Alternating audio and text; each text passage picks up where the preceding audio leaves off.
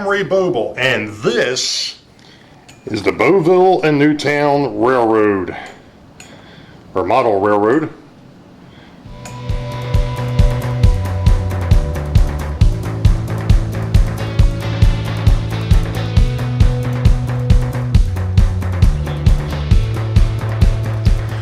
Well, good evening, gang, and welcome to vlog 40.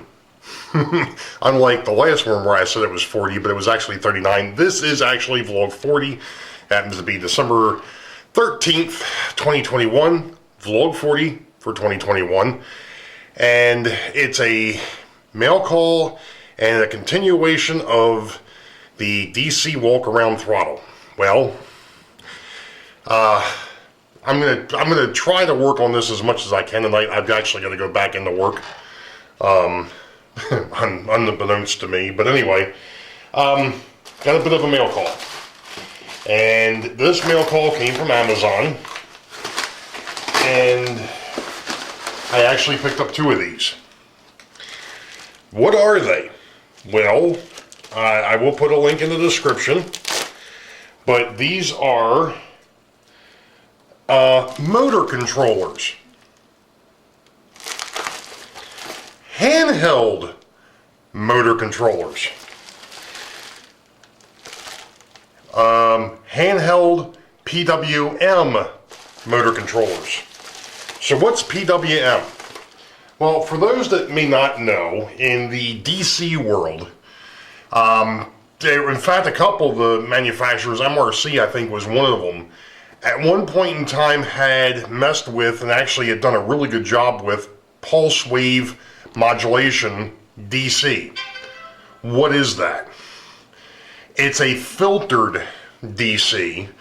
It's a lot cleaner than the normal DC because you have to remember that most DC is a derivative of AC. What does that mean? Well, if you open up or look at a normal DC controller for model railroading, it's AC in, DC out, and also AC out. What they're doing is they have to run it through a transformer and other components to be able to step the voltage down to be able to use on the accessories, because you obviously don't want to be hitting your accessories at 120 volts AC. That's going to blow better part of them. And two, the DC side needs to be stepped down, obviously, from 120 volts down to something close to 18, give or take, as we've talked about in the last vlog. And it has to be at DC. Well, you have to remember, AC is a sine wave. DC is supposed to be pretty much flat. Well, how do you take something that's going positive, negative, and make it go perfectly flat at 12 volts DC? You have to modify the wave. That's where PWM came in. PWM went ahead and made it to try and filter that DC to where it was nice and perfectly flat. And like I said, a lot of companies did that, and they did a really good job with it. And that's the reason why the higher end controllers, such as the MRCs, do a lot better than the Bachmans and the Lifelikes and the Tycos and things of that nature, because they were built differently. Anywho, I'm going to quit babbling here for a moment because I want to show you what exactly it is that I bought. This one here I just unwrapped. This is what it looks like. It's a black case. They give you a neat little spot here for the potentiometer. They give you another blanking plate over on this side. I'm not even sure if it's showing up here. Here we go. Another blanking plate over here for a switch. And this one's a little bit more unique because it also gives you a digital readout of percentage. How much power you're actually pushing back out. What I mean by that is, if I take a look at some of the other controllers, or some of the other, case in point would be the MRC controllers. They go from 0 to 100, and what that is the percentage of the voltage going out. You'll have to excuse me for a moment. I'll be right back. If one's going to record, it would be helpful if one remembers to close the door. Anyway, Since this does not have an actual 0 to 100 on the potentiometer, they go ahead, this particular one gives you a digital readout of 0 to 100. So that's perfect, because when I did the locomotives, I actually made marks on the locomotive cards that said, when you're running this locomotive, run it at 30%, run it at 40, run it at 50. You're still going to be able to do that. Now, one of the issues that I had earlier with this, because I did take the other one that I've got apart,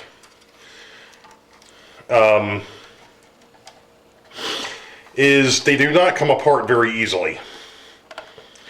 Why did you have to take it apart? Well, to be able to get the potentiometer in place and the digital readout, I had to take it apart to be able to run the wiring. Now, the issue is they do not give you a spot to put the percentage thing. They do, that's really where the switch is supposed to be, and that's the forward and reverse. And I'm going to explain something else with this thing in a minute. So what I'm going to have to do is I'm going to have to modify the side of this to be able to put the switch in the side, so that way the potentiometer and the switch are on the same side and the readout is on the opposite. Not a big deal. The whole thing, between the two of them, cost me 36 bucks. And what's even funnier is that one of these, when I was looking at it, somebody else had actually bought these for the same purpose that I'm using them for. Now, what's really going to be neat with these is, I'll take this one since it doesn't have the wires hanging all over the place. You see that there's 4 terminals back here. The way that this works, it's motor negative, motor positive, power negative, power positive. Guess what? This is 12 volt. This is DC in and DC out. Well, how in the heck are you going to do that? Ah, I'm glad you asked. Because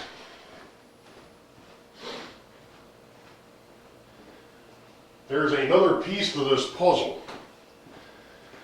And that is, years ago, when I was working in one of our main offices, we had these modulators, old analog modulators, and the power supplies kept going bad.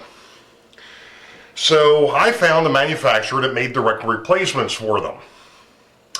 Neat thing of it is these power supplies put out 10 to 20 volts DC. Really? So I went looking, and lo and behold, I actually found a couple of these. I've actually got, I think, 3 of them. What these are is they're AC in. I've already got a power plug wired in. So these are AC in on one side, DC out on the other side. There's a little potentiometer here on the side that adjusts the voltage. This is already set to 18 volts. These will mount up underneath the railroad. And remember how I was talking about the wiring that I did with the MRC power packs? Well, that's 22 gauge 4-conductor. That makes this installation extremely simple. I get rid of my extension cords that are running right now to those power packs, and I can run just that one wire, that one gray wire with the 4 conductors inside, to both of these dudes, and these are my walk-around throttles. Like I said, for 18 bucks a piece, I'll take it.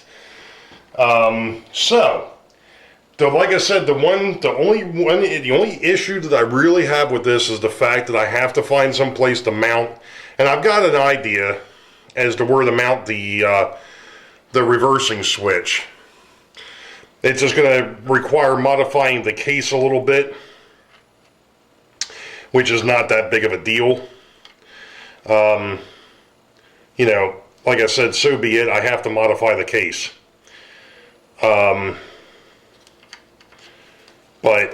it is what it is. These also have a fan built into them. I hope that they never get that hot that that fan has to turn on, but it's nice to know that it's there. Somebody had mentioned that they had used it for something else and it did turn on, but it didn't seem like it turned on an awful lot, and it's very quiet when it does. I actually did have this one here, this one I've got apart, I did actually have this one operating a little bit earlier, and it does, the fan does turn on. So, and I'm actually thinking of modifying these cases just a little bit more, because this one here, actually both of them have been a pain in the butt to get open. You're supposed to be able to squeeze and pull down, and they don't seem to want to pull down. So, at any rate, I'm going to... This stupid thing. Anyway, I'm going to get to work on this for a minute, and I'll show you what we get when we're done. We'll be back. Okay, as I'm sure you can hear, we've got some trains running in the background. I've got the Chessie System GP38 headed north. This is the, right now, this is the north power pack, so I'm going to go ahead and...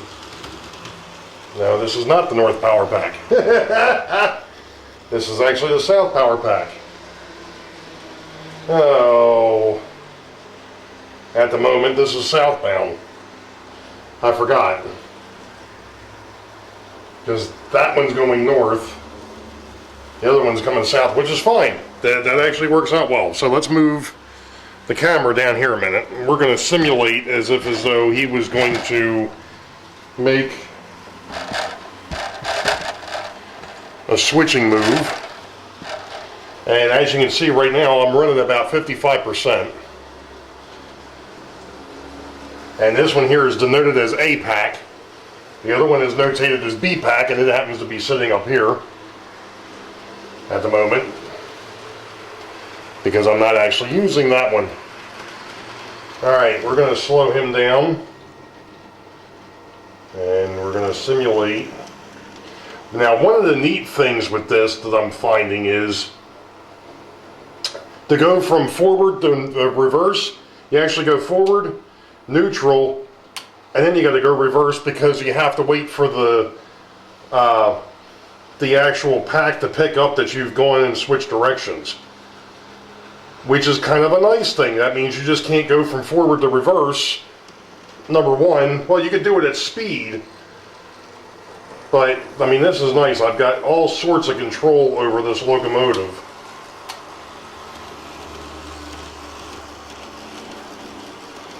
I am noticing though, if I go up slow enough, I mean, right now I'm at 43%. I can take it all the way up to 50. That's 50% right now, and you can't see that, but you know, there's 50%. And I mean, these are running fairly well. I mean, if I can, the fan is on, I can hear it, but it's not so loud that it's over everything else, and it's not that I can't talk over it. What I ended up doing temporarily is I just mounted the forward reverse switch on the side using some Gorilla Tape. But one of the things I noticed is I went ahead and put forward and reverse on here. This is forward as long as you're on the southbound run. If you're on the northbound run, the other way is actually forward, because the wires because of the way that the system's set up. So I'm going to go back and I'm going to fix that. It's not a big deal. Only thing I got to do is just either flip the switch or just make sure I tell it, you know, if you're now in the southbound's going to be one way, northbound's going to be the other. And that, but it's because of the fact the way the blocks are set up. If I would have done it any other way, then you would have had to sit there and have all sorts of weird wiring, and I didn't want to do that.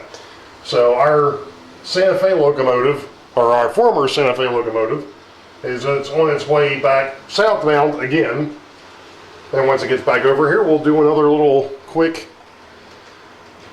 test here in front of the... I mean, this thing is light as I don't know what. So I'm coming in here. If I wanted to make my moves, I start slowing down. That's 29%. That's 23%. and it's actually stopped. I'm going to go ahead and 32% is when it starts to move. Alright, so I'm going to drop it to 0%, and then I'm going to switch to neutral, then I'm going to switch to reverse, and I'm going to come up real nice and slow here. 30%, it starts to go ahead and move.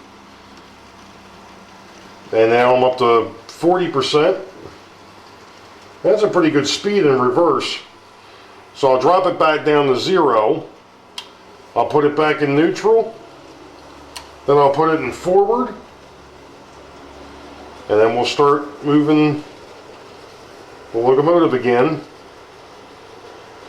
And there he is. Taking back up to 50%. And away he goes. This is sweet. This is sweet. Alright. I got a couple of things that I do have to do. I have to do a couple public service announcements. So I'm going to go put this back, and we'll be back in a minute. You know, I almost forgot to mention what I did over here. So this is the two power supplies right now. This is A supply, this is B supply. Guess what? A power pack, B power pack. Fairly simple.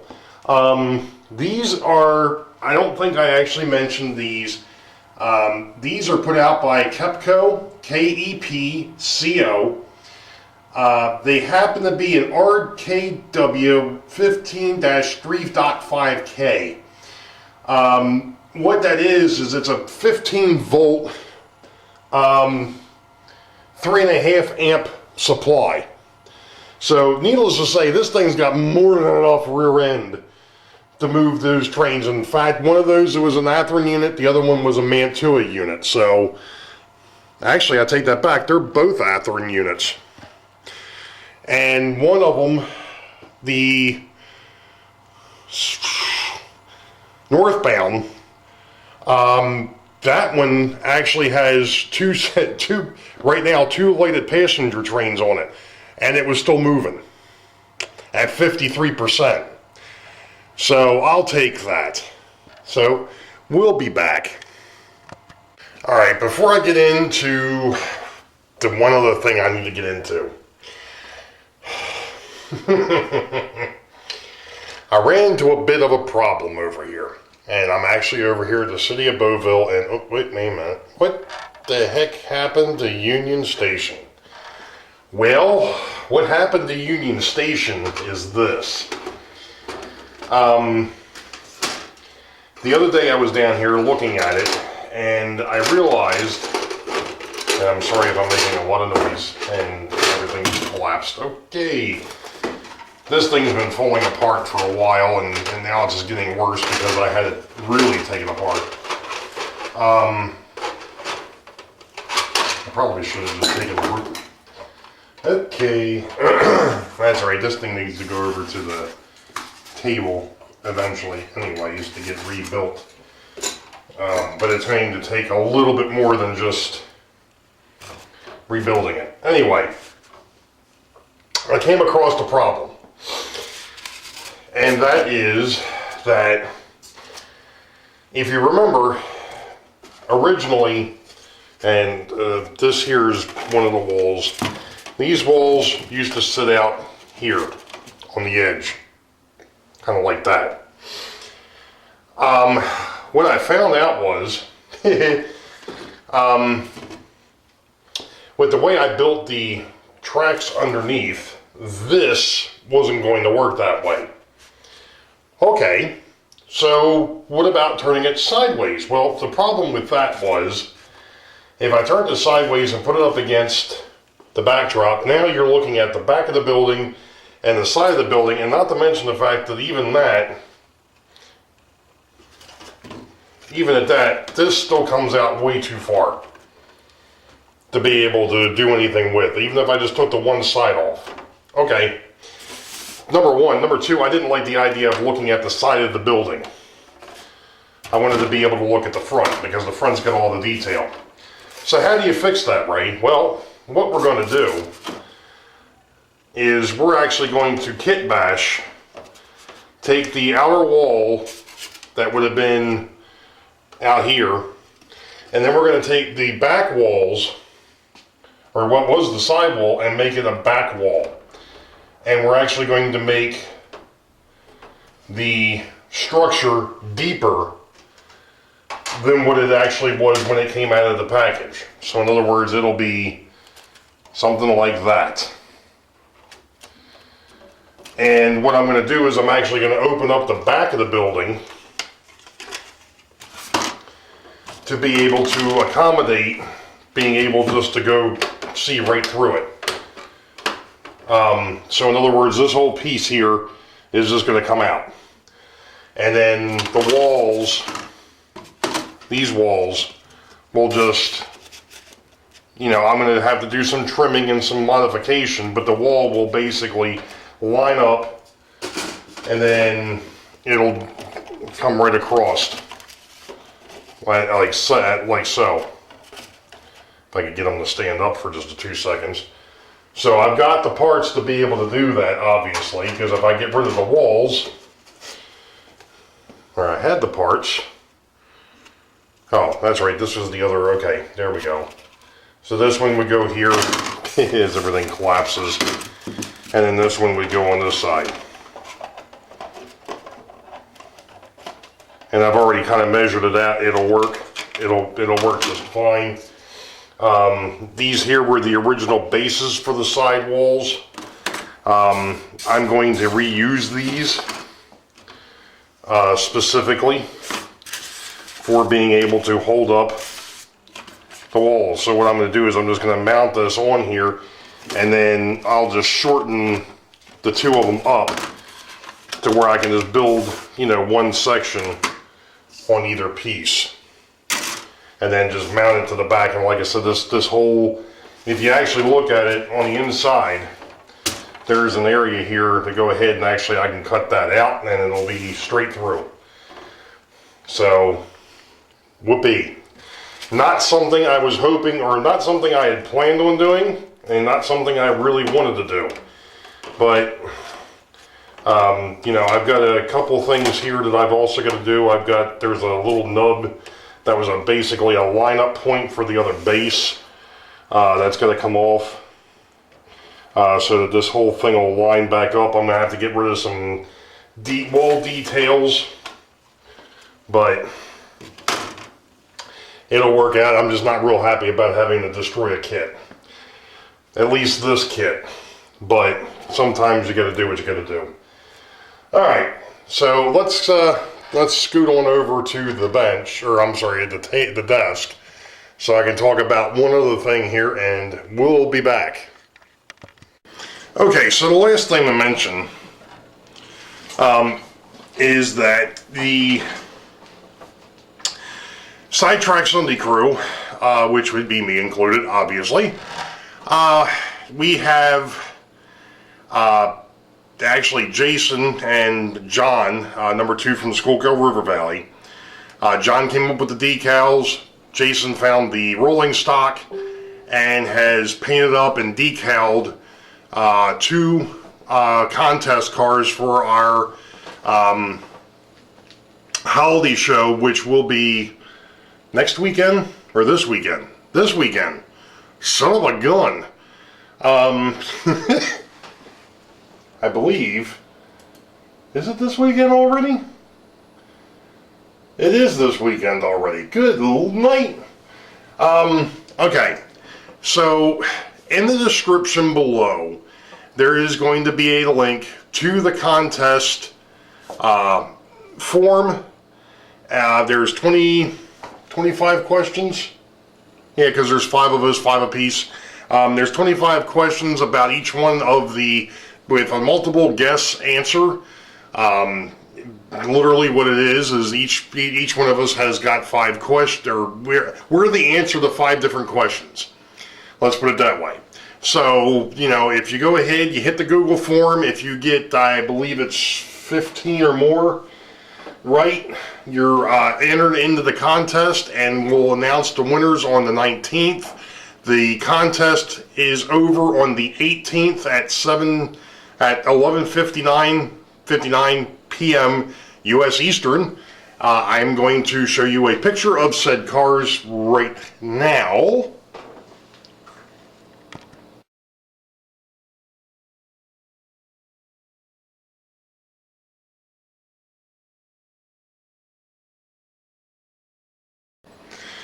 So those are the cars.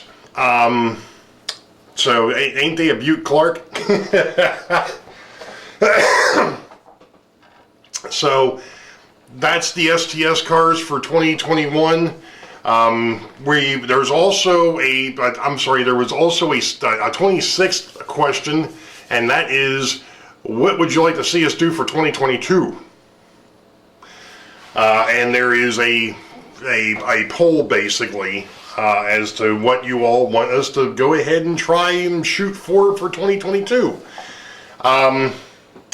So with that being said, you all know the deal. Wait for the high ball. Oh, you know what? Before I forget it,